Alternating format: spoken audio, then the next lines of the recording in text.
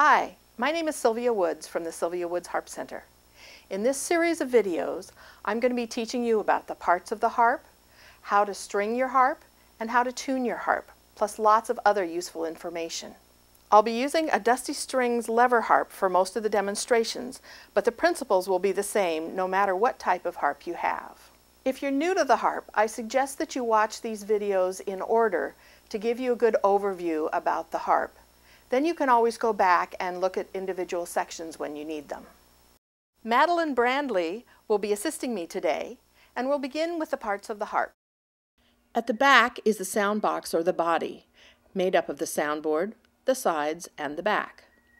The holes in the back are often called sound holes, even though any sound that comes out of them when you play will be absorbed by your body.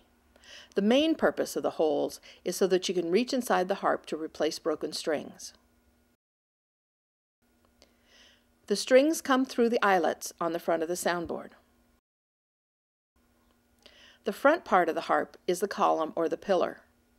If your lever harp has an extra piece of wood like this on the pillar, it's called a T-brace. Not all harps have this feature. This is the neck or the harmonic curve. The top row of pins are the tuning pins. There are three types of tuning pins.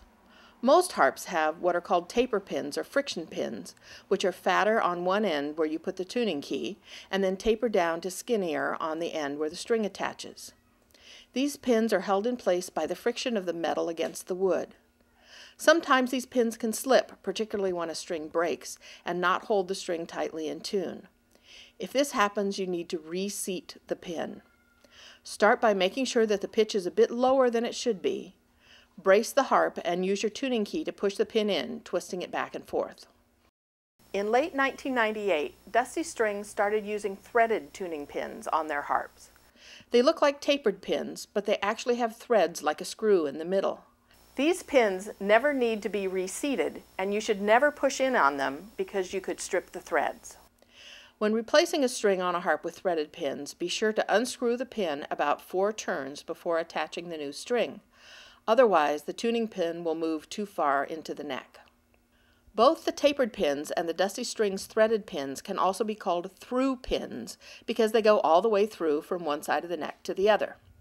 Harpsicles and some other lower-cost harps have Zither pins which are screwed into the neck. Since these pins don't go all the way through, your tuning key goes on the same side of the neck as the strings. As I mentioned with the Dusty Strings threaded pins, when replacing a string on a harp with Zither pins, you need to unscrew the pin about 4 turns counterclockwise before attaching the string. The second row of pins are the bridge pins. On pedal harps, these are called nuts. These keep the strings in a straight line up and down the harp. There's a groove in the pin where the string sits. Below the bridge pins on lever harps are the sharping levers. The levers on this harp are made by Loveland levers. When you raise a lever, it makes contact with the string, shortening the sounding length of the string, thereby raising the pitch by 1/2 step. For example, from an F to an F sharp. When you are tuning your harp, the lever should always be down or disengaged.